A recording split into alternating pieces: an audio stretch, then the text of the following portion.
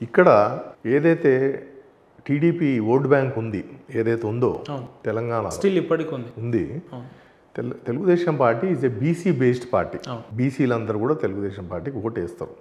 కానీ ఇక్కడ public psychology ఎట్లుందంటే, అధినేత ఎప్పుడైనా తెలంగాణలో state president should be able to వీళ్ళందరినీ కూడా కోఆర్డినేట్ చేసి వాళ్ళ ట్రస్ట్ గెలిచి ముందుకెళ్లాల్సిన పరిస్థితి ఉంటుంది. ఇప్పుడు చంద్రబాబు నాయుడు గారు నెక్స్ట్ ఎవరిని నియమిస్తారో మనకు తెలియదు. ఆయన నేను అంటారు కదా, అపర చాణక్యుడు అంటారు.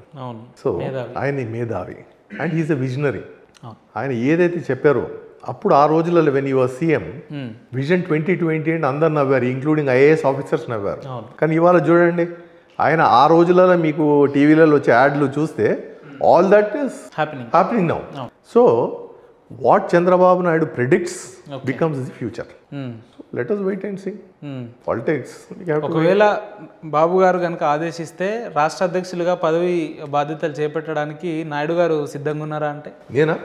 నేను ఇట్స్ ఎ గుడ్, బాబు గారికి అలాంటి ఆఫర్ ఇస్తే ఐ ఫీల్ వెరీ హ్యాపీ. నా ఈగో బూస్ట్ అవుతుంది, నా సెల్ఫ్ కాన్ఫిడెన్స్ ఎక్కువ అవుతుంది. కానీ నేను ఆ స్థాయికి ఇంకా నా అర్హత అంత లేదు.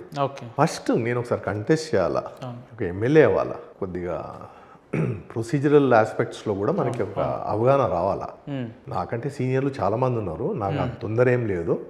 నాకు బై ఛాన్స్ సార్ ఆఫర్ ఇచ్చినా దండం పెట్టి రిఫ్యూజ్ చేయాల్సిందే. ఎందుకంటే being a pool today is very bad in politics. చాలా టైం ఉందండి, మనం ఇవాళ కాకుండా నెక్స్ట్ టైం కాకపోతే ఇంకెప్పుడు ఏదో ఒక రోజు అవ్వచ్చు. బాబు గారు ఓకే అనుకుంటే నాకు అది ఏం తొందర లేదు. 2023లో జరిగిన తెలంగాణలో జరిగిన సార్వత్రిక ఎన్నికల్లో టీడీపీ పోటీ చేయకపోవడాన్ని ఉద్దేశిస్తూ పార్టీ అయిపోయింది, పార్టీ పనులు కాస్త భూస్థాపితం అయిపోయింది తెలుగుదేశం అని చెప్పే కొంతమంది నాయకులకు మీరిచ్చే సమాధానం ఏంటి? పాలిటిక్స్లో ఒక సింపుల్ ఎగ్జాంపుల్, ఒకప్పుడు మన 543 లోక్సభ సీట్స్లో బీజేపీ 2 గెలిచింది, అది ఒకటి ఆంధ్రప్రదేశ్లో. మరి వాళ్ళ రూలింగ్ ఎవరండి? 543లో 2 గెలిచింది బీజేపీ. ఇవాళ ఏంటి వాళ్ళ పరిస్థితి? They are ruling from the last 10 years. ఇప్పుడు వాళ్ళు ఏమంటున్నారు, ఈసారి 400 అంటున్నారు. సో పాలిటిక్స్ లో ఏ పొలిటికల్ పార్టీకి చావు అనేది ఉండదు, కోమా ఆర్ నడక ఉంటుంది తప్ప చావు అనేది ఉండదు. అగైన్ కమ్ అప్ 20 years పాలనలో, ఇప్పుడు 22 అనుకోండి, ఇది 2000లోనా టీఆర్ఎస్ పెట్టింది. అప్పుడు ఎవరైనా అనుకున్నారా వాళ్ళు గవర్నమెంట్లోకి వస్తారని? అనుకోలేదు. 2 terms రూల్ చేశారు. ఇప్పుడు భూస్థాపితం అయిపోతుంది వాళ్ళ పార్టీ. అయినా కూడా ఉంటారు వాళ్ళు, ఇక్కడ పోరు. ఏ పొలిటికల్ పార్టీ అని అంతే అండి. ఏ పార్టీ కూడా తెలుగుదేశం లేదు అంటే నేను ఒక్కడే ఉన్నా చాలు, పార్టీ ఉన్నట్టే. మొన్న కూడా ఎవరో నేను ఒక ఐఏఎస్ ఆఫీసర్ని కలిసా, ఆయన కూడా అన్నాడు ఇక్కడ తెలుగుదేశం లేదు కదండి అని. సార్ నన్ను సార్ క్లియర్గా చూడండి, నేను ఉన్నంత కాలం తెలుగుదేశం పార్టీ ఉంటుంది. నాలాంటి వాళ్ళు కొంతమంది లక్షల మంది ఉన్నారు, నాలాంటి వాళ్ళు కొంత లక్షల మంది ఉన్నారు. మీ విషయంలో నాకు తెలిసినంత వరకు మీరు గతంలో ఏబీపీలో పనిచేసిన సందర్భాలు ఉన్నాయి, బీజేపీలో ఉన్నాయి, ఎంఐఎంలో ఉన్నాయి, అన్నీ ఉన్నాయి. వాళ్ళ ఆ పార్టీలో ఉన్నప్పుడు లేని కమిట్మెంట్ ఎందుకు టీడీపీ పార్టీలో రాగానే మీరు ఇంత, ఒకవేళ రూలింగ్లో లేకున్నా ఎవరు లేకున్నా పార్టీ పట్ల ఇంత కమిటెడ్గా ఉండడానికి రీజన్స్ ఏంటి సార్? అంటే first of all in oppositions leaders voice is heard more clearly and more loudly.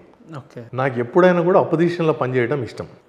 Ruling పార్టీలో ఉంటే మనం లైన్లో నిలబడి మనం చేతులు కట్టుకొని ఉండాల్సిందే తప్ప మనం ఏది కూడా మనం ప్రొటెస్ట్ చేయలేము. ఏమైనా అన్యాయం జరుగుతున్నా, ఏమైనా తప్పులు జరుగుతున్నా నన్ను పాయింట్అవుట్ చేసే పరిస్థితి ఉండదు. Don't have right to fight also. ఆపోజిషన్లో ఉంటే you can fight for people's right. జరిగే తప్పులని మనం సరిదిద్దచ్చు. ఎవరైనా తప్పులు చేస్తుంటే దాన్ని పాయింట్అవుట్, లీడర్గా బిల్ట్ అవ్వడానికి కూడా అపోజిషన్ కరెక్ట్ పార్టీ. అండ్ ఇంకోటి ఏంటంటే మెయిన్ రీజన్, ఇప్పుడు నేను ఒక ఎమ్మెల్యే స్థాయి లీడర్ని, నేను అధినేత చెప్పే పాలసీస్ని నేను ఇంప్లిమెంట్ చేయగలుగుతా, కానీ నా సొంత పాలసీస్ నేను పార్టీ మీద నేను రుద్దలేను కదా. నా స్థాయి లీడర్స్ ఎవరైనా కానీ, ఏ పార్టీలో అయినా కానీ హైకమాండ్ నే ఫాలో అవ్వాల్సిందే. వ్యక్తిగత నిర్ణయాలు ఏమి ఉండవు.